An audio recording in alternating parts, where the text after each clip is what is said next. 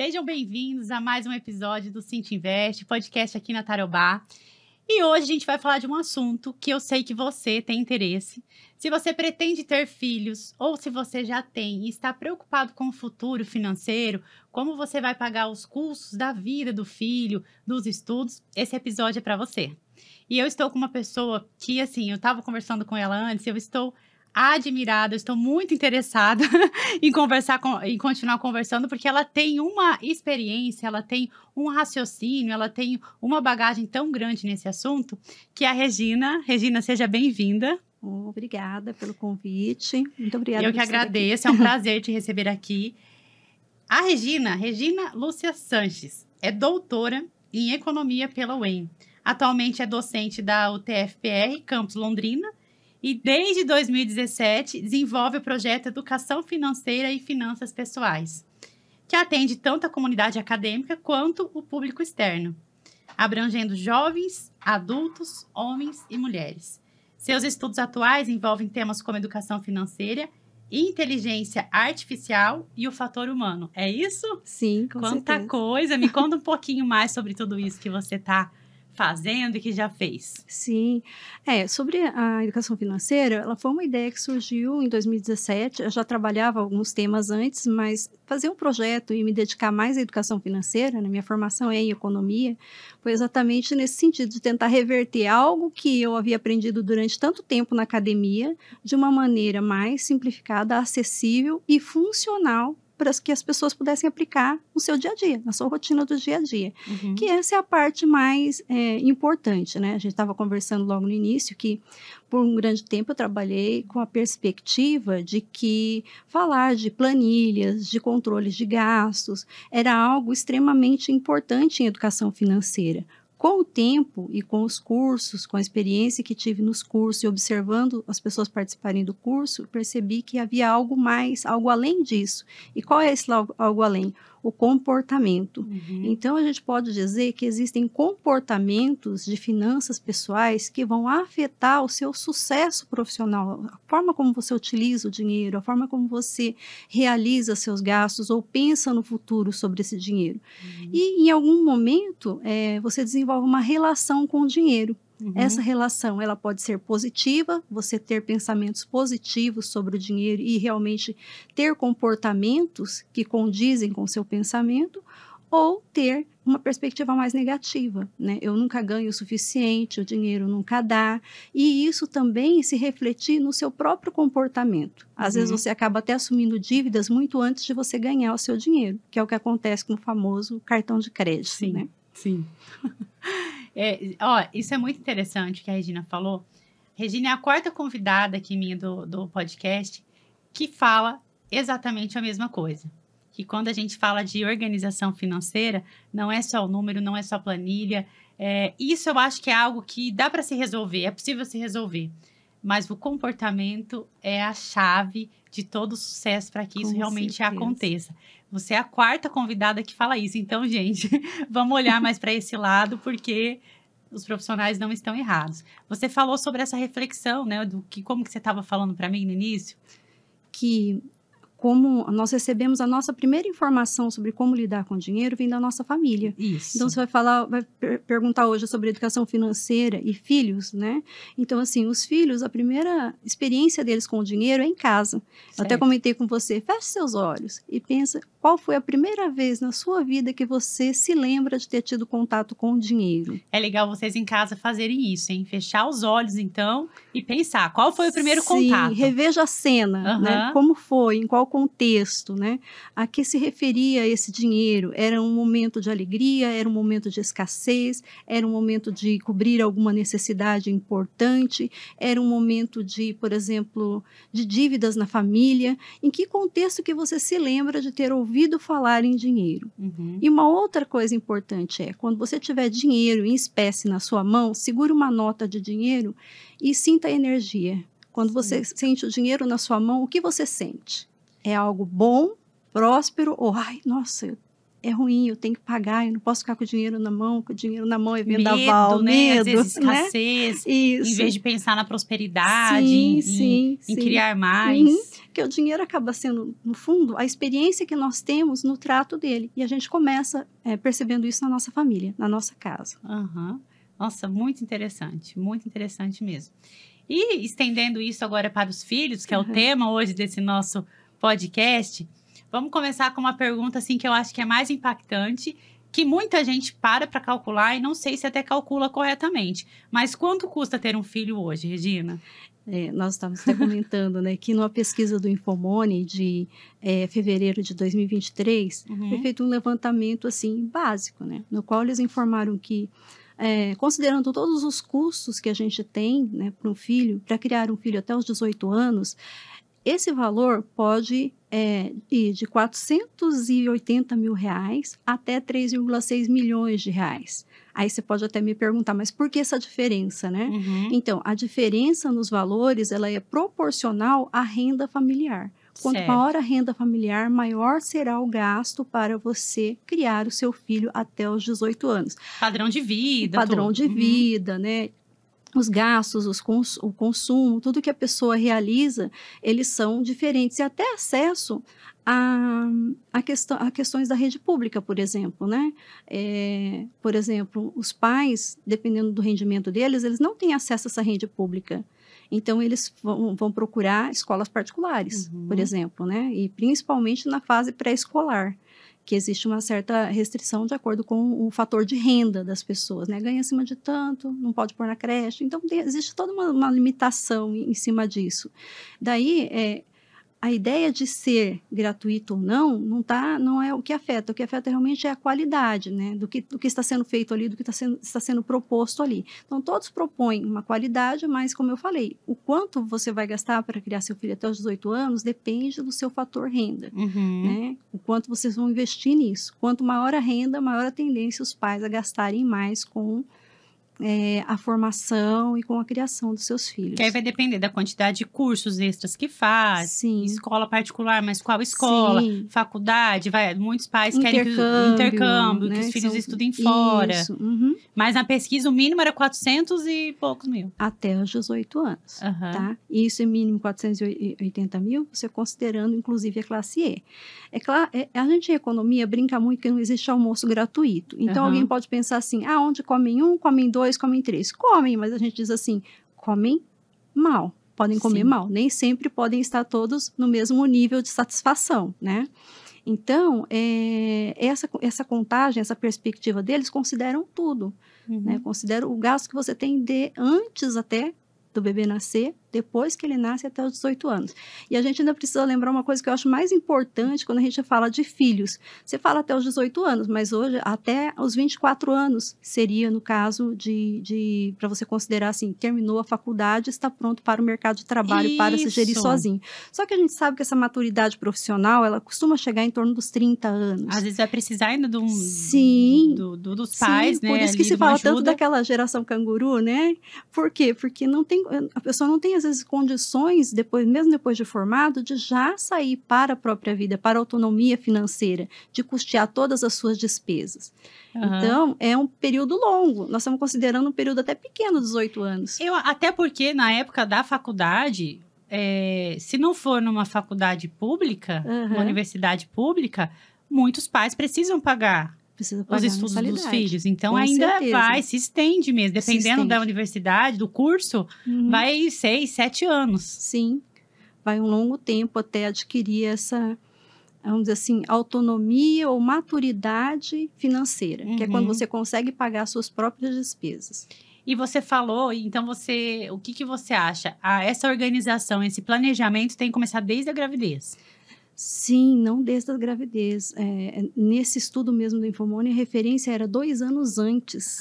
Estou pensando em ter filho, estou planejando, já começa a fazer a organização. 2 anos antes, porque alguns gastos que vão ser gastos emergenciais, eles podem surgir nesse período. Se você não tem uma reserva de emergência, ao que você vai recorrer? Né? Você pode precisar de exames, pode precisar de medicação, pode precisar pode ter um plano de saúde, mas os planos de saúde pedem carência para a gestação. Então, se você comprar um plano de saúde hoje, você vai ter uma carência e o plano pode cobrir parcialmente ou nem cobrir. Então, assim, 2 anos de antecedência seria o mínimo para as pessoas planejarem antes de engravidar. O casal antes de propriamente engravidar, para considerar os custos que vai ter a partir da gravidez. Até porque se a mulher tem uma vida profissional ativa, sim, por mais que receba benefício e tudo mais, as coisas mudam depois que tem filho. A situação muda, né? Porque a mãe também, ela nessa fase inicial, uma criança até os 3 anos de idade, né, ela é totalmente dependente da mãe. A partir dos 3, você pode considerar uma escolinha, tal, dentro da pedagogia, até nem se aconselha colocar uma criança antes dos 3 anos numa escolinha. Acontece pela necessidade das famílias, né, que precisam trabalhar, precisam conseguir a renda, mas seria o ideal, seria a partir dos 3 anos. O que não é possível quase hoje para a maioria dos casais, das pessoas, porque precisam trabalhar e ter sua remuneração, né? Sim.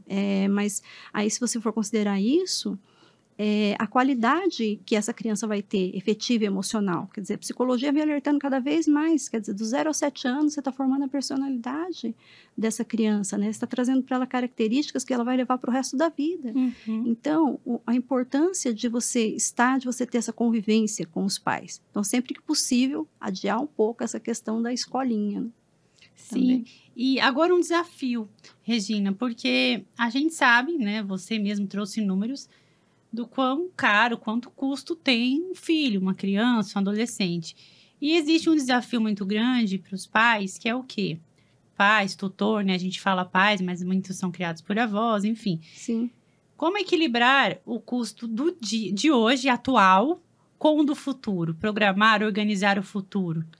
Esse é um desafio muito grande, porque não para, né? É escola de hoje, é material escolar, cursos, enfim, toda a demanda que o filho pede. Mas os pais também sabem que esse filho vai querer fazer uma faculdade. E a gente fala tanto de cuidar desse futuro financeiro do filho. Aí fala, mas eu preciso muito de dinheiro agora, como é que eu vou guardar para o futuro? Como é que é possível fazer isso?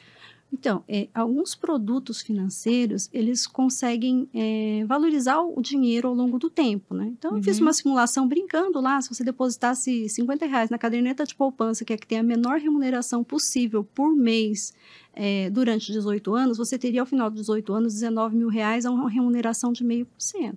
Então, quer dizer... Hoje já seria um valor considerável, no futuro não sei se seria tão importante, porque depende do andamento da inflação, mas a ideia é fazer uma reserva para isso. Você tem 2 desafios, né? O desafio primeiro é os pais se educarem financeiramente, se planejar e seguir persistentemente essa ideia de que vai formar uma reserva, e o segundo é escolher em qual produto que ele vai aplicar esse recurso. Então, considerando o tempo, em economia, assim, risco e retorno e tempo, eles estão associados de diferentes maneiras. Por exemplo, um produto com maior risco oferece maior retorno, mas ele não pode ser utilizado no curto prazo, porque você pode perder dinheiro. Sim. Né? Um produto com menor risco, menor retorno, mas você tem condições de resgatar a mais curto prazo, como, por exemplo, a caderneta de poupança, você perde aquela remuneração se você resgatar no mês, né? Mas é um recurso que você não vai pagar, por exemplo, o IOF por ter resgatado antes, e você pode resgatar. Alguns produtos você não vai conseguir. Então, o equilíbrio que se deve buscar é esse equilíbrio entre o tempo que você quer investir o dinheiro e o retorno que você espera dele. Então, se aquele dinheiro é para o benefício do seu filho, é para ele utilizar em qual idade? Certo. E aí vai essa estratégia, né, que você muito bem colocou, para que é cada valor. E porque hoje tem produtos de investimento, que nem você falou, que rende mais, mas que de repente é melhor deixar num prazo maior.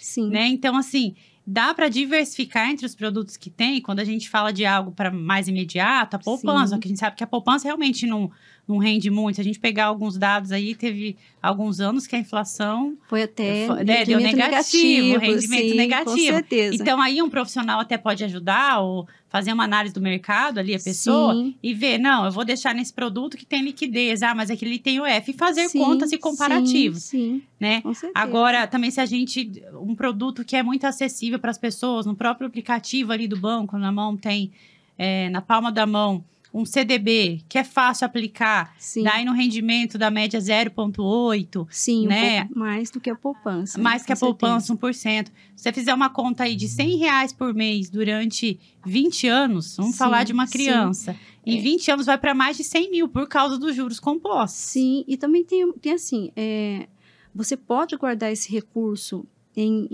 investimentos que você corra menos risco e tenha uma garantia menor, até formar um determinado volume. Sim. Então, assim, ó, formou 5 mil. Ah, tem uma aplicação lá que se eu colocar pelo menos 5 mil por 2 anos vai me remunerar tantos por cento. Sim. Certo? Então, você migra de aplicação Você para vai outra. analisando Então, e a migrando. ideia é, você vai formando os pezinhos de meia, à medida que o pezinho de meia vai enchendo, você vai migrando para outras aplicações que rendem mais e sempre deixando um recurso ali um pouquinho disponível se você precisar de imediato. Agora, a gente está falando de poupança para um filho, e se eu for pensar que ele só vai usar com 18 anos, então eu vou formando volumes e vou aplicando.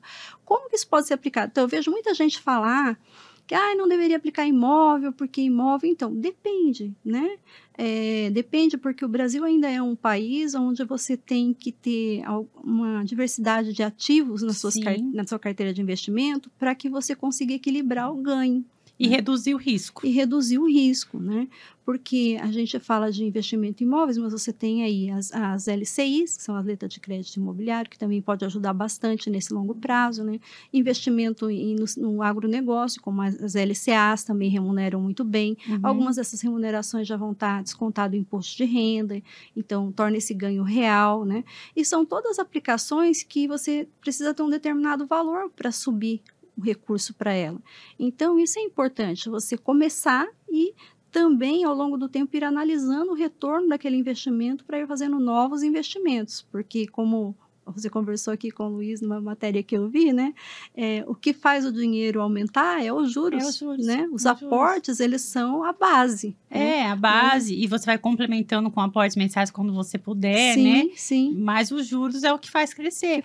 E é legal que, falando de filhos, aproveitando quando é criança, quando nem nasceu ainda, você já pode ir pensando nesse investimento para o filho, porque daí tem muitos anos para aquilo crescer. Quanto mais tempo, melhor. Né? É longo prazo. Quanto mais tempo, melhor e menor a quantidade de recursos que você tem que aportar. Isso. Quanto mais próximo estiver, por exemplo, seu filho está lá terminando o 9º ano, você vai começar a fazer essa poupança agora, pensando na universidade, a quantidade de aporte que você tem que fazer, o valor tem que ser muito maior para você conseguir. Só fazendo uma estimativa, eu tenho 3 filhos, né? 3 meninos. Você tem 3, né? 3.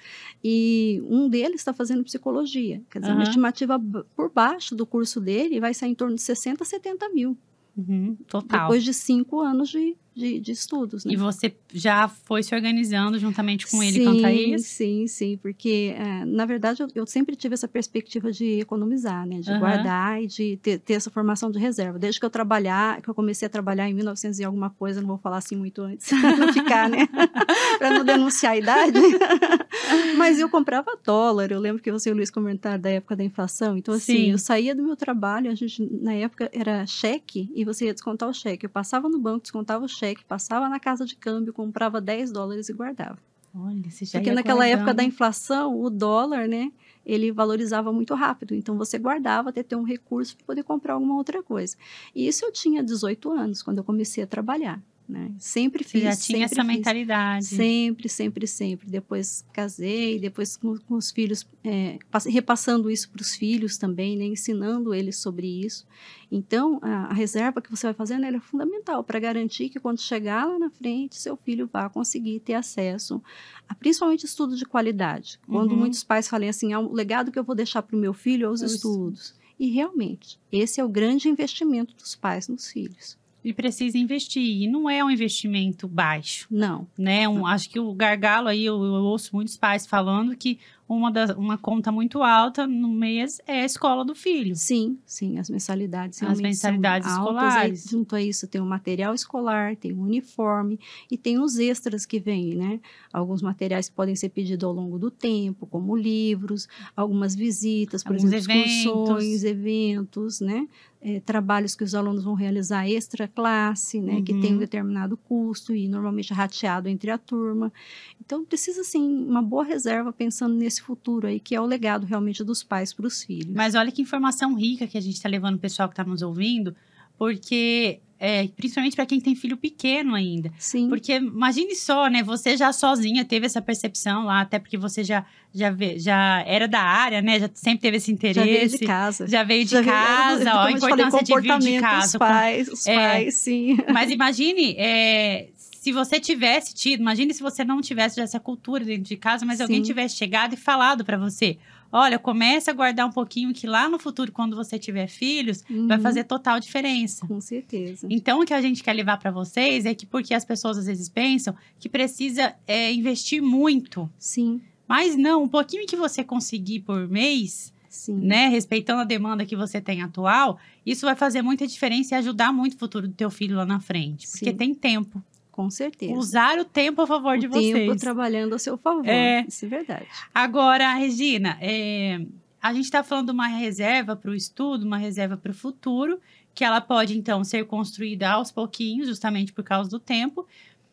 Existem os gastos diários, atuais, né, para a demanda ali.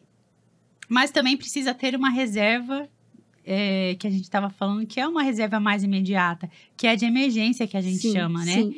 Então, o pai ele precisa olhar para todas essas áreas aí, essas demandas financeiras e o desafio com tudo isso. Então, olha, assim, existe uma regra de bolso básica, é muito citada, a 50-30-20. Certo. Né? Então, assim, da remuneração que você recebe, 50% vai para os seus gastos básicos, seriam os fixos, que acontecem todo mês, gasto com alimentação, né, transporte, saúde, enfim. E 30% para os gastos que variam, né, lazer, né, alguma coisa extra que você vai fazer, entretenimento, porque é importante, a gente não pode trabalhar só para pagar o básico, né, todo mundo tem que ter lazer, entretenimento, alguma coisa extra que você precise, por exemplo, uma manutenção na casa, no carro, entendeu?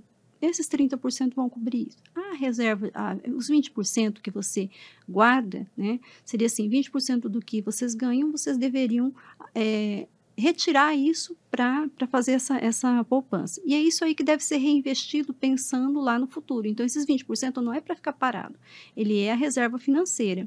Existe um indicativo que para você ficar um pouco tranquilo financeiramente, contando com esses imprevistos, perdeu o emprego, né, ou quebrou o carro, alguma coisa assim, que você deveria ter em torno de 3 a 6 meses de renda familiar como reserva. Isso não é dinheiro parado, esse dinheiro deveria estar aplicado, rendendo alguma coisa. Pelo menos para manter o nível da inflação ali, né? Para não desvalorizar. Porque essa reserva, ela não pode ser, você tem que pensar que ela tem que crescer ao longo do tempo. Ela não pode ser um valor muito pequeno, porque senão ela também não vai te ajudar. Né? Ela é pequena quando começa, mas a tendência é que ela deveria crescer. E você deveria ter uma reserva para você estar tranquila em torno de 3 a 6 meses da renda da família. Né? Porém, a gente tem uma coisa que trabalha muito contra a gente, que é, a gente fala propensão marginal a consumir, propensão marginal a poupar, né? Então, a propensão marginal a consumir da nossa renda é em torno de 70% a 80%. O que quer dizer isso? Quando você recebe seu salário, 70% a 80% dele já não te pertence. Já está comprometido. Já está. Os 50% são o básico, os 30% já é mais ou menos um hábito seu que você já tem de consumo. Você já paga mensalmente, talvez, já. Então, o que sobra para você pensar em futuro é de 15 a 20%. Quando sobra 20%, né? Que eu vejo assim, que é para a maioria. Sim. Porque muitas vezes a gente pega esses 20% que deveria sobrar, a gente gasta ele, né? A gente utiliza o crédito. E o crédito é um grande... Traiçoeiro. O crédito tem que ser usado com muita consciência, né? Porque se ele não for utilizado com consciência, a ideia de que, por exemplo, as lojas fazem muita promoção assim, vai pagar daqui 3 meses. Gente, tudo que a gente tem que aprender sobre parcela é que parcela vence. E ela chega, né? Os 3 meses vão chegar. Ela vai vencer. Se eu não comportei dentro do meu orçamento, se eu não cortei nenhum gasto, aquela parcela chega para somar nos meus gastos. Eu vou precisar de mais dinheiro para pagar essa parcela. Não, e até porque a parcela, principalmente as pequenas, as pessoas falam, não, mas é pequenininha. Daí vai acumulando parcela. Quando vê aquilo se tornou algo tão grande, que a pessoa fala, nossa, mas é sério que veio tudo isso? Como que eu gastei tudo isso? Mas as pequenas parcelas formam valores grandes. As pequenas parcelas formam valores grandes. No somatório da fatura do cartão ali, quando você se assusta, quando você chega, nossa, mas eu não lembro de ter feito tudo isso, né? Como que chegou? Mas chegou o dia do pagamento. Ô, Regina, a gente já falou aqui em outros episódios sobre produtos de investimentos. Eu, assim, já tenho tem alguns que eu gosto mais e sou mais propensa, né, a investir e recomendar e aconselhar quando atendo os meus clientes. Mas hoje, o que você recomenda quanto a produtos de investimento? Eu vejo muitos pais, talvez até por falta de informação ou por ter tido essa informação, investem muito em previdência, Sim. né, para os filhos. Eu não sei se você tem visto isso também, mas o que você acha sobre os produtos? Então, todos os produtos financeiros, a gente tem que observar duas coisas: o retorno do produto, né? A tributação em cima desse produto, então, assim, o retorno líquido, Importante. que é descontando a tributação, e as taxas de administração. Tá? Então, assim, uma previdência, se for para pensar na educação dos filhos a longo prazo, ela é um bom negócio. Porque quando o filho tiver 18 anos, você tem um prazo para resgatar, você resgata. Se for um produto PGBL, os pais que declaram imposto de renda vão conseguir abater isso no imposto de renda, isso é importante. Tem esse benefício fiscal. Tem o benefício fiscal. E, ao mesmo tempo, é um produto muito, assim, que visa garantir o valor que você investiu e dar algum ganho. Tá? Então, não seria um investimento ruim. Porém, ele tem as taxas de administração, né? Tem que ser uma instituição boa, né? Que consiga bons resultados. Então, antes de você comprar uma previdência de um banco, veja quais são os retornos que esse banco tem dado em cima da previdência. Porque tem produtos que às vezes são muito bons para o banco e não tão bons para o cliente. Sim, né? Então, sim. veja qual é a taxa de administração que ele está cobrando, compare com outros bancos e veja qual é o retorno que está tendo ao longo do tempo da carteira que esse banco tem, né, para você poder investir nele. As outras aplicações mais de curto prazo, CDB, RDB, Tesouro Direto, são aplicações para você pegar o dinheiro, o recurso mais no curto prazo. Então, eles podem te dar um ganho a longo prazo, mas também você tem uma vantagem que é a disponibilidade deles de imediato. Sim, a liquidez. A liquidez, que é algo importante para você. Então, vamos supor que você tenha lá investido 45, 60 mil reais, vamos pegar o preço de um carro popular, né? Você tem esse recurso investido lá num LCA, aí aparece alguém com uma oportunidade de negócio, que você sabe que o risco é menor e que você poderia investir e ganhar mais 10%. O que você faria? Você investiria para você obter 10% de retorno. Eu falo isso porque isso aconteceu comigo, né? Eu tinha um recurso guardado lá nesse nível de reserva, né? E apareceu um imóvel para mim, eu me lembro assim, na época eu paguei 115 e eu vendi por 190. Então, quer dizer, aí você não vai segurar o dinheiro como reserva naquela modalidade em espécie, porque você vai aplicar em alguma coisa e ganhar mais. Agora, você vê oportunidade. O custo de oportunidade. Agora, lembrando que o custo, para você se apropriar de custo de oportunidade, você tem que ter muito conhecimento, tem que ter muita certeza de que aquele investimento vai te dar mais retorno. Né? Mas também é uma possibilidade, porque muitas coisas elas valorizam hoje, como eu vi uma matéria, o pessoal falando de imóveis. Imóvel depende muito da localização que você compra, do tempo que você vai manter o dinheiro investido naquilo. Se aquilo é para uma formação para você de renda, é muito ruim você ter um imóvel muito caro que você more nele, certo? Mas você ter um imóvel que você aluga e recebe renda dele, se você receber renda em torno de 0,7%, de 1% em cima do valor do imóvel de aluguel, já é uma renda extra para você. Então, também são fatores que você deve pensar, e ações também, né? Ações do longo prazo, porque você compra a ação, ela tem o valor dela, a tendência das ações, claro, também, de novo, lembrando, veja ações boas, ações de empresas sólidas no mercado, que você investe e ainda recebe o dividendo dessas ações. Todas as ações vão pagar dividendos, que é uma renda passiva e que podem ser reinvestidas em mais ações ou gerar dinheiro para você fazer uma outra aplicação. O importante é estar sempre olhando essa reserva na perspectiva de crescer e quanto você gostaria que ela crescesse ao longo do tempo. Qual é o meu objetivo final para esse recurso, né, lá na frente? O ideal é que ele extrapole as nossas expectativas sempre, e né? sempre ter, de repente, conforme vai investindo, criando mais maturidade no mercado e se familiarizando, vai diversificando com produtos que pode dar um retorno maior. A gente está vivendo a era aí dos ativos digitais, então criptomoedas que também são oportunidades, mas precisa ter conhecimento, saber investir, entender como que funciona, né, o tipo de investimento ali. Mas o que a gente quer levar para o pessoal é que não existe uma fórmula, não existe um jeito certo ou um produto ideal. Vai todo mundo investir nesse produto. Vai muito de acordo com o objetivo, com a realidade da Sim, família, com certeza. com a disposição, a capacidade, Sim. apetite a risco, Sim. prazo. Se São precisa de liquidez ou não. Se precisa de liquidez ou não é o grande fator, né? É. A questão de quanto você precisa dessa liquidez, ela é muito importante para decidir o produto que você vai aplicar. Então, Que é é- sempre analisado caso a caso, né, Regina? Sempre caso a caso. Por isso que Certo. não existe uma regra específica. Olha, faça isso que você vai... Não é uma receita Né? de bolo que Não. vai ser sempre Existe igual. uma certa segurança no retorno, mas o valor desse retorno vai ser menor quanto maior for a segurança que esse retorno recebe. Então, por Aham. exemplo, caderneta de poupança é 100%, que se você aplicar, você vai receber o retorno, Uhum. né? Mas, porém, o percentual que você recebe é muito baixo. Muito baixo, ou como a gente falou, alguns anos negativo. Até negativo. Mas, ó, vamos falar de uma coisa agora que também gera uma dúvida nos pais. É. Sobre a mesada.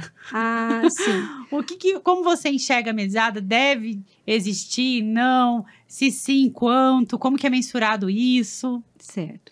Então, a mesada ela é um item importante. Ela ensina a criança desde cedo a pensar no valor do dinheiro. Porque assim, Certo. educação financeira, os pais têm que ter e os filhos também. Como você vai trabalhar isso com seu filho? Só que eu vejo assim, para você colocar a mesada, os pais têm que estar preparados. Uhum. Porque eu vejo muito pai que coloca a mesada, mas não segue a regra. Então assim, a criança tem lá, sei lá, 6 anos. O pai dá uma reservinha, dá uma mesadinha de 50 para ela. Só que a criança gasta os 50 dela, depois gasta os 50 do pai, depois gasta os 50 da mãe.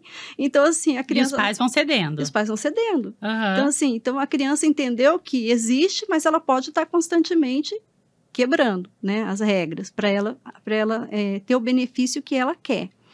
Então, é importante passar isso para a criança, né, colocar as regras do que pode e do que não pode ser comprado com aquele dinheiro, que aquele dinheiro ela recebe todo mês, tal dia papai vai colocar isso aqui para você. Se quiser, até coloca uma folhinha, marca na folhinha em vermelho, ó, esse dia aqui, né, ou em verde, ó, esse dia aqui papai vai dar o dinheiro para você, né? Uhum. Não dá para criança especificamente, quando a criança é pequena, ela não sabe ainda.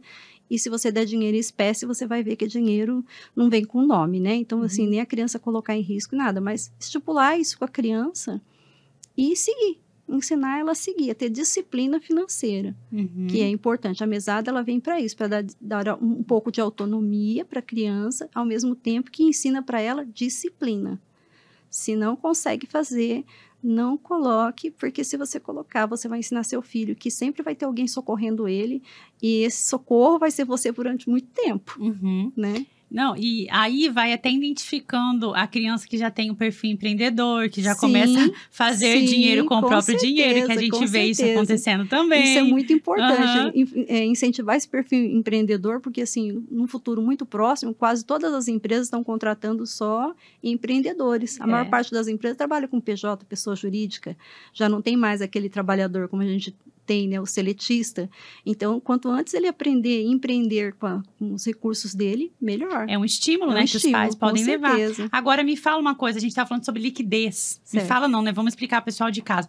Vamos definir o que é liquidez, porque a gente estava falando de liquidez, alta liquidez, baixa liquidez, e às vezes pra gente é tão comum que está no nosso dia a dia. Sim. Mas vamos definir a liquidez pro pessoal? Vamos. Olha, a liquidez é a capacidade do dinheiro de estar disponível para você, ou numa conta corrente, ou em espécie, para quitar qualquer tipo de compra. Uhum. Então, é você ter o dinheiro nas suas mãos para fazer o pagamento imediato. Por isso que a gente exemplificou poupança, porque quando você precisa do dinheiro, imediatamente você consegue resgatá-lo. Sim. Agora, o imóvel tem baixa liquidez, porque o seu Sim. dinheiro está imobilizado. Você Sim. precisa vender, às vezes não Vender consegue, imóvel. né? Às vezes vai Isso. anos para vender. Anos, Então, verdade. De forma prática, seria isso. Seria... A gente falou da mesada e a gente vê que tem crianças já com cartão de crédito ou débito, né? Sim. Que os pais disponibilizam. Então, muitas vezes já para comprar alguma coisa na escola, para Uhum. sair ao cinema, algo do Sim, tipo. sim. Que você acha isso ideal? Como que você encara isso? O formato cartão ou até os meios digitais, hoje eles usam muito o banco eletrônico, né? Sim. É uma realidade, né? É uma inovação, tá aí, veio para ficar, não vai mudar, né? E A questão é o pai entender para que ele quer isso. Se for para autonomia financeira, você pode colocar um valor X numa conta atrelado, né? Pode ser até, para quem prefere pagar à vista, você dá um cartão de débito e limita, coloca lá R$50. Acabou R$50, acabou. Só vou abastecer de novo mês que vem, como a gente está brincando com a questão da mesada, né? E, se for para um controle maior sobre isso, um cartão de crédito, onde vem mais discriminado o que foi comprado e tudo mais. E os pais podem até receber aviso, pedir para receber aviso sobre o que é que está sendo comprado, onde, como e quando. Certo? Talvez seria uma ferramenta até mais eficaz do que o próprio dinheiro em espécie, né? Sim, sim. Ou na conta ali, para ir passando o Pix, enfim. Sim.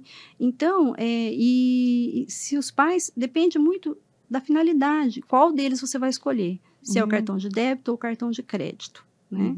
E dinheiro espécie é o que a gente fala, hoje em dia é mais complicado o dinheiro espécie, às vezes a gente precisa para algumas pequenas operações, por isso são valores bem menores que os pais devem disponibilizar para o filho, e as opções de cartão, elas só são assim, pela legislação, né, dos bancos, a partir dos 16 anos. Então, você tem muitos pais, às vezes, faz um cartão extra e dá para o filho esse cartão extra, mas é muito importante que vocês coloquem os limites. Faça com limite menor, por exemplo, bloqueie transações online, né, para evitar que você tenha problema. Se for o caso, também bloqueie a aproximação. Né? Isso, então, joguinhos, né? Bloqueia a compra de joguinhos, né? Porque senão você pode ter algumas surpresas não tão boas assim, né?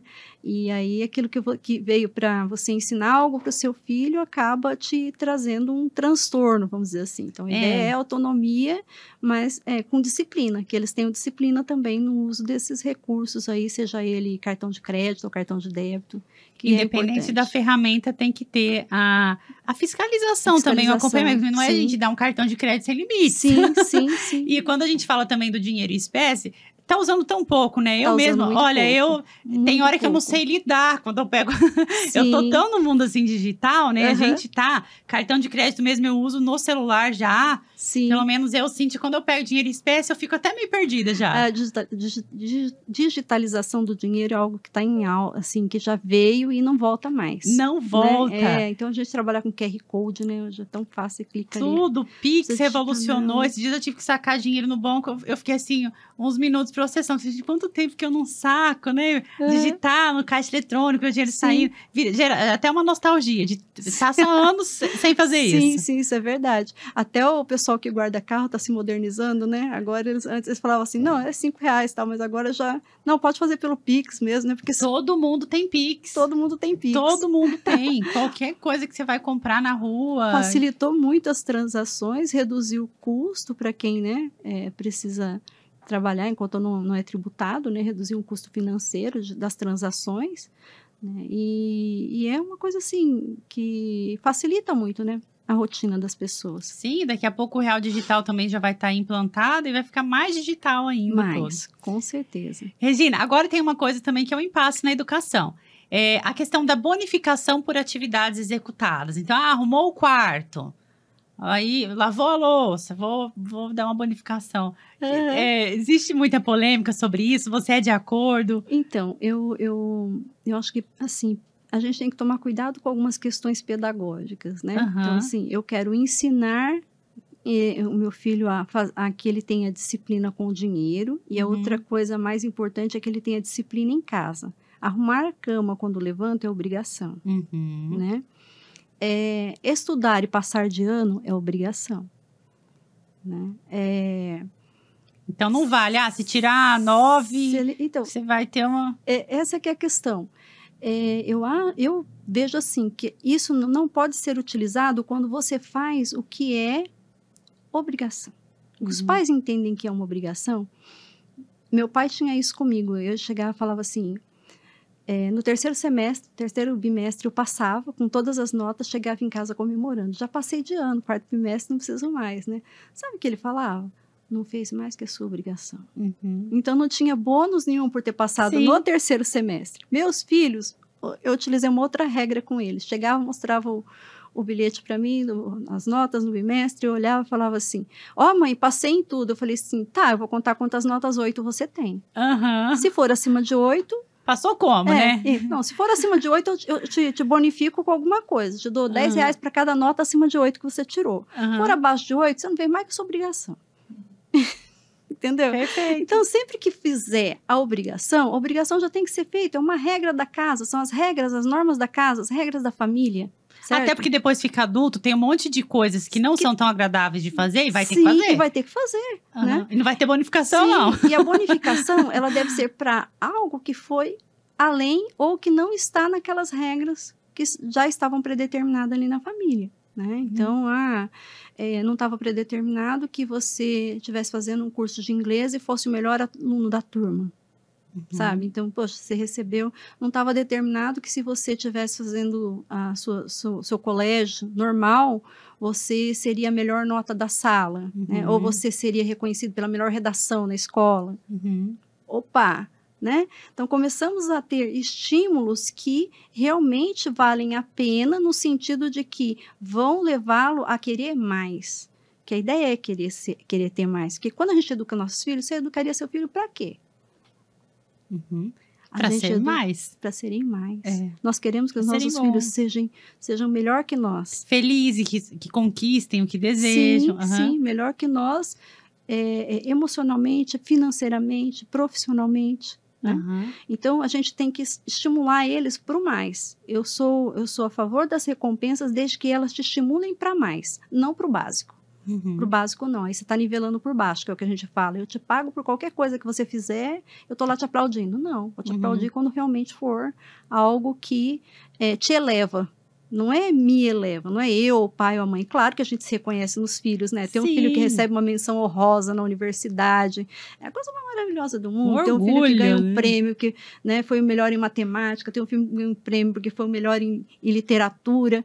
Não é bom? É maravilhoso, muito bom. Enche a gente de orgulho. Mas, e ajuda eles a alavancarem, eles a irem à frente. Então, a ideia é que essa recompensa conduza ele para algo melhor, para um caminho melhor. Nossa, perfeito. Regina, você tem 3 filhos, né? 3 filhos. Qual a idade? Então, eu tenho o José Manuel, 22 anos, o Vitor Manuel, tem 19 anos, e Lúcio Manuel, que tem 16 anos. Bem próximos, né? Bem próximos. E todos eles, agora trazer um pouco da tua experiência, porque a gente traz o real que você viveu, que você implantou como exemplo para a vida das pessoas, né? Quem está nos ouvindo. E você conseguiu implantar essa organização financeira, essa valorização do dinheiro, do custo do dinheiro, para ganhar o dinheiro, organizar, poupar e investir. Você conseguiu implantar com eles desde pequenos? Como é que foi isso? Olha, os meus filhos, eles já sabiam, assim, que a gente tinha uma regra de como eles vieram muito próximos um do outro, as coisas de um passavam por outro.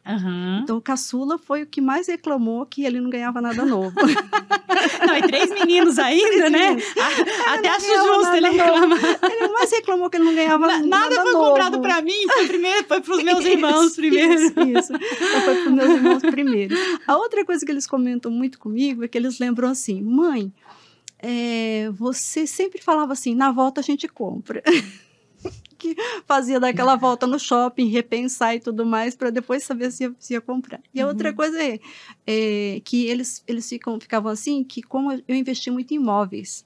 Então, por isso que eu falei, eu não sou contra imóveis, porque eu sei o patrimônio que eu tenho hoje por causa de imóveis, mas é o que eu falo, é difícil porque você tem que escolher imóvel que, a princípio, era um valor X, o tempo, ao longo do tempo, a valorização que você fez ali triplicou, quadruplicou, 100% o valor ou até mais. Porque do que você tem. É o que você falou, tem que saber investir em imóveis, porque pode ser que alguns já tenham valorizado o máximo, vai ter só aquela correção anual. Sim. Eu não tenho liquidez, mas em patrimônio tem um valor considerável. Daí, porque por que eu falo isso? Porque eles comentavam assim, mãe, e toda vez que chegava o final de ano, você falava assim, agora a gente tem que economizar, hein? Porque o pai e a mãe estão terminando de construir tal coisa. Então, eles assim, eu tentei fazer a poupança para o meu filho, né, mais velho. Então, conforme eu fui fazendo a poupança, o dinheiro aumentava, a gente investia. Então, é por isso que eu te falei que é importante esse pezinho de meia crescer e você investir, certo? Uhum. Então, hoje, eles têm, a gente tem uma reserva financeira, que é uma renda passiva, que serve para custeia eles. Então, eu tenho uma renda passiva de aluguéis que custeia meus filhos. Uhum. De aluguéis. Sim, no seu caso, de você aluguéis. fez... No meu caso, de aluguéis. Isso. Sua diversificação foi em imóveis. Foi o que você escolheu para você. Sim, foi essa. Mas se você considerar que esses investimentos eu fiz há 30, 35 anos atrás. Uhum. Entendeu? Então, não é hoje, não foi hoje. Então, assim, foram coisas que eu fui constituindo nos últimos 35 anos. Então, isso foi se transformando num patrimônio e esse patrimônio gera uma renda passiva. Essa é a importância de começar cedo, que a gente está falando, e também que investimento é a longo prazo. Sim, Nada vai acontecer da noite para o dia. Nada acontece da noite para o dia. Né? Então, assim, é muito bom, porque quando eu estou falando de educação financeira, eu estou falando de algo que eu vivi. Sim. Né? Então, assim, como a gente fala da história sistêmica, meus pais, eles eram, assim, pessoas muito simples, né? Meu pai era deficiente visual, recebia aquela renda de 70% do INSS, nós éramos em 4 irmãos. Uhum. A minha mãe, ela era lavadeira, uma profissão que não existe mais. Ela lavava roupa dos condomínios, certo?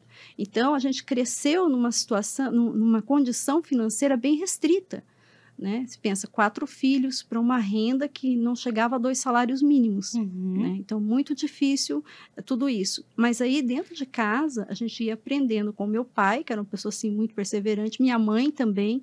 Então, eram 2 pessoas que nos ensinaram o valor do dinheiro, para a gente poder investir e poder pensar no futuro. Né? E aí, desde que eu era pequena, meu pai e minha mãe falavam uma coisa para mim: vai estudar.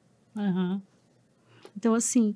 E você foi. Fui. Aí a prova que deu certo estudar. Sim, e é muito importante que a gente às vezes fala assim das oportunidades, mas assim, a minha vida profissional foi assim, eu trabalhava, estudava, eu fiz o curso de economia à noite, 5 anos, fiz mestrado em Maringá, estudando, dando aula em Londrina, indo e voltando, fiz doutorado, fazendo a mesma coisa. E no doutorado eu tinha 3 filhos pequenos.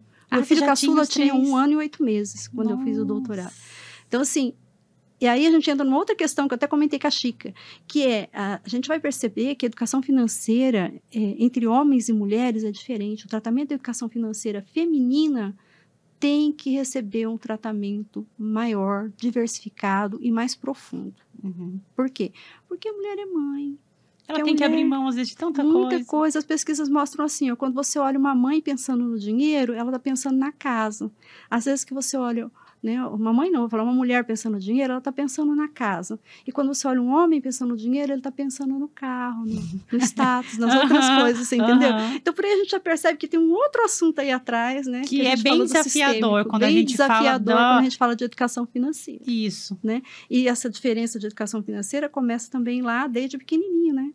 Que, né? O que as meninas querem, o que elas gostam, que a gente precisa ambientar esse mundo para elas, essa relação para elas com o dinheiro. E como eu ambiento essa relação para os meninos, né? Não é uma divisão, mas quando a gente nega essa divisão, a gente começa a perder de vista as singularidades. O que faz com que a pessoa opte por um investimento ou utilize seu dinheiro de tal forma, ou seja, uma pessoa que tem recursos sobranos ou uma pessoa que está endividada. Tem muito a ver com o comportamento. Porque o que eu penso é que se cada um conseguir e saber cuidar de si, das suas finanças, depois como casal vai ser muito mais fácil. Muito mais fácil. Unir isso tudo para que fique bom para os dois e para que fique bom para a família, consequentemente para os filhos. Sim, sim. Quando eu casei no 3º ano da faculdade, mas eu fiquei 8 anos sem ter filho. Meu primeiro filho foi depois de 8 anos de casado, quando eu já tinha conseguido construir minha casa. Já tinha construído. Já tinha construído tudo a casa, com quitada, tudo certinho. Foi tudo planejadinho. Você fez esse período? Sim. Tudo planejado. Tudo pensado. Quando que vou ter filhos? Isso. Tudo pensadinho, sabe? E é bom porque depois você vai colher os frutos disso. Porque o que você quer estar bem, né? Estar bem na sua vida, organizando sua vida, planejando, mas aí você tem que planejar a vida para os outros seres que estão vindo, né? Os outros serizinhos, nossos filhos queridos que estão vindo. Graças a Deus, meus filhos estão bem tranquilos, né? E com certeza vão replicar o que você ensinou a eles. Com certeza, com certeza. Eu espero que eles multipliquem muito. Depois a gente vai finalizar com algumas dicas, mas eu queria primeiro que você pontuasse a gente falou bastante do que deve ser feito, Uhum. né? Mas e o que não deve? Quais os principais erros que as pessoas precisam tomar cuidado com erros, né, que cometem nessa educação, na educação financeira com os filhos? Então, tomar cuidado com o tipo de investimento que escolhe, Uhum. né? Porque eu falei, risco, retorno e tempo são fatores importantes. E a liquidez que você precisa. Então, se você aportar dinheiro num investimento de longo prazo e tenta resgatar rápido, ou você não vai conseguir, ou se você conseguir, você tem algum ônus financeiro. Uhum. E se você não conseguir, você recorre a um financiamento, ao empréstimo, você ainda vai pagar juros mesmo tendo dinheiro. Fica com dívida, né? Então, assim, cuidado para não fazer investimentos que você não tem como deixar no longo prazo, em longo prazo. Uhum. Né? Porque a previdência que a gente está falando, a pessoa pode resgatar? Pode, mas tem um período que pode resgatar. A gente fala de consórcio. Consórcio hoje em dia, se você desistir, não tem essa história de desistir, vou lá e resgato. Não, você vai ter que terminar o grupo para depois eles verem o que sobra e te pagar. Que aí vai 10, 20 e anos. E aí a inflação está correndo e quando você pegar aquele dinheiro que, por exemplo, hoje era 5 mil, pode valer 500, porque o problema da inflação é o dinheiro vale por aquilo que ele compra. Sim. Se tudo subiu, o seu dinheiro vai comprar menos. O que hoje vale 5 mil que você pagou no consórcio, quando você resgatar daqui a 5, 6 anos, vai valer R$500. Compra R$500. Então, né, não vale a pena. Muito cuidado com o tipo de investimento e o prazo que você precisa para ter retorno. A outra coisa é não fazer. Isso que eu ia falar. Cuidado com o investimento, também cuidado não fazer. Cuidado para não fazer, por quê? Se a gente pensa assim, é igual quando você vai fazer você vai estudar, né? As pessoas falam assim, ai, não, mas eu não tenho tempo. Ai, mas vai demorar muito. Eu sempre comento, o tempo vai passar de qualquer jeito. Então, a mesma coisa, se você poupar ou não poupar, você vai precisar de dinheiro no futuro do mesmo jeito. Uhum. Então, como você vai fazer lá no futuro, é uma história. Você vai fazer um financiamento ou você vai ter recurso para você pagar, bancar a faculdade dos seus filhos. Né? Então, são escolhas que a gente vai fazendo, mas assim, o principal é cuidado com o tipo de investimento e o segundo é disciplina. Faça. Né? Faça algum investimento, mesmo que for pouco, quanto antes você começar, melhor. Como eu falei, né? R$50 por mês, quanto que vai dar, né? Sim. Então, é importante isso, começar e evitar erros o máximo que você puder na gestão desses recursos. O ideal é que eles cresçam, mesmo um pouquinho, mas cresçam. É pouquinho, mas está crescendo. E Sim. esse pouquinho um dia vai se tornar bastante significativo. Sim. Agora, uma dica que você gostaria de deixar, assim, mesmo para as pessoas, para despertar mesmo essa questão da educação financeira, a importância dela. A gente estava falando, né, que na escola, pelo menos na minha época, não teve. A gente questiona muito sobre essa questão, né? Existem tantas matérias na escola e, às vezes, o que te prepara para a vida acaba não tendo. Com certeza. Né? E você até falou que tem alguns projetos do governo, né, para essa implementação. Então, se você pudesse hoje dar uma resumida numa dica, assim, para os pais, para essa educação financeira para os filhos.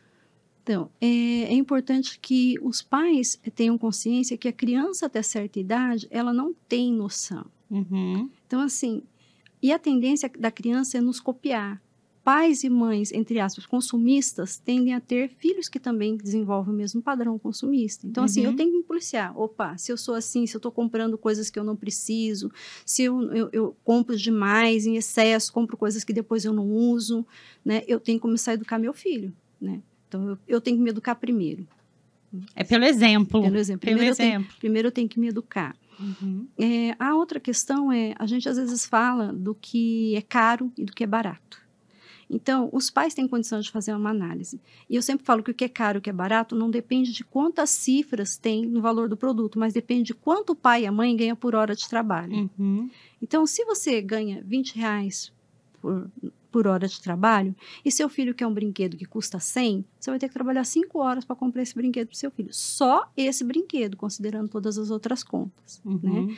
Mas claro que vale a pena fazer alguns, vamos dizer assim, alguns ajustes na nossa vida para que os nossos filhos também tenham muitas alegrias, muitas felicidades, né? Que eles também consigam aproveitar. E lembrar sempre que, além das questões financeiras, o que os filhos gostam com os pais é tempo de qualidade. Então, é utilizar coisas que são boas para o favor, em benefício da família. Tempo de qualidade são coisas que é importante para a família, que é importante para o seu filho, e deixar o dinheiro no lugar certo. que o tempo de qualidade muitas vezes não envolve o dinheiro, Não é a envolve atenção. dinheiro. A criança gosta de Isso. atenção, ela precisa. Às vezes você acha que lazer com a criança é como uma criança no shopping. Você vai com a criança no shopping, se você for sozinho, você já gasta R$200. Se você for com a criança, vai ser mais. Bem mais. Criança, o olho dela brilha em todas as coisas, E tem muito estímulo o tempo todo. Sim. E ao mesmo tempo eles precisam gastar energia. É. Então, assim, poxa, entre um passeio no shopping e um passeio no lago, né, que essa criança vai gastar energia, vai ver várias coisas e ao mesmo tempo não vai ter tantas coisas brilhando aos olhos dela para ela querer alguma coisa assim, né, pensar em comprar, né? Melhor você passear no lago, gastar energia e economizar um pouco mais. Pensando no futuro dessa criança, na qualidade do tempo que vocês vão estar tendo com o filho de vocês, nas memórias, né, que você está criando. Então, a gente tem que criar boas memórias, tá? E é importante que você faça sempre esses comparativos entre o custo e benefício. Quanto vai custar algo, qual o benefício que isso vai trazer. Porque as crianças, de maneira geral, elas são impulsivas. Elas têm um impulso para copiar um amiguinho, copiar o pai, copiar, né? Ah, fulano tem não sei o quê, eu quero também. Ah, fulano tem não sei, eu quero também, né? E aí os pais, eles não conseguem dimensionar o quanto realmente aquilo é importante para a criança e o quanto aquilo representa só um desejo momentâneo. Vai passar. Por isso que meus filhos brincam comigo, né? Que eu falava sempre que na volta a gente compra. Eu esperava para ver se a vontade ia passar. E porque tem isso, como a criança ainda não entende o que é o dinheiro, como que conquista e o valor das coisas. Sim. Né? Até falando de preço mesmo, Sim. Ela vai pedir. Então, se o pai falar sim, beleza, ganhou. Mas a partir do momento que começa a falar não e explicar o porquê, a criança começa aos poucos a entender, né? E aceitar mais um não. Sim. E nós pensamos que não, mas essa conversa dos pais com a criança, falando para a criança sobre a importância, sobre o valor do dinheiro, exemplificando a questão do investimento e de retorno com algumas coisas que ele possa vir a fazer, não só com dinheiro em espécie, mas às vezes com, sei lá, uma comida, alguma coisa que a criança gosta, né? Então, assim, se você tem esse, então eu posso trocar, eu pego esse, te dou esse, de maior valor, menor valor, né? E tem muito esse negócio também dos mercado de pulgas, que a gente fala, né? De trocas, né? Levar a criança para participar dessas outras atividades, onde ela possa valorizar isso, né? Teve, na época... Hoje tem as cartinhas que as crianças brincam. Na época da Copa também teve cartas dos livrinhos, né? E aí foi bem legal que teve o movimento das crianças trocando. Sim. E aí trocavam com valores iguais. Sem falar em dinheiro mesmo, era a troca da carta. Mas isso já significava valor. Já significava, né? A importância do lúdico no momento em que você quer transmitir informações para as crianças sobre o dinheiro. E tudo é comportamento. O que eu aprendo... Eu tomo isso como atitude e vou levando isso adiante. Isso aí, Regina. Muito obrigada. Nossa, quanto conteúdo rico você trouxe, quanta informação, quanta serenidade para falar desse assunto que não só você domina, né, no ramo acadêmico, na experiência profissional, mas como na tua vida pessoal também. Isso é incrível. Você vive o que você fala. Sim, com certeza. Isso é um ponto que ajuda bastante, né, a gente perceber, porque...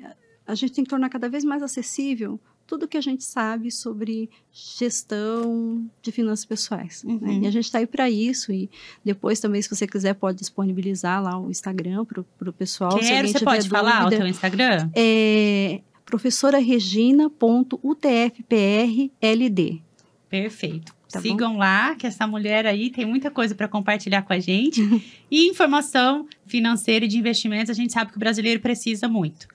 Né? A gente é um pouco carente aí desde a base dessa informação, mas nossa missão é levar essa informação para quem a gente puder, né, Regina? Sim, com certeza. Obrigada a você que assistiu até aqui esse episódio com a Regina Sanches sobre planejamento financeiro para os filhos, que é muito importante.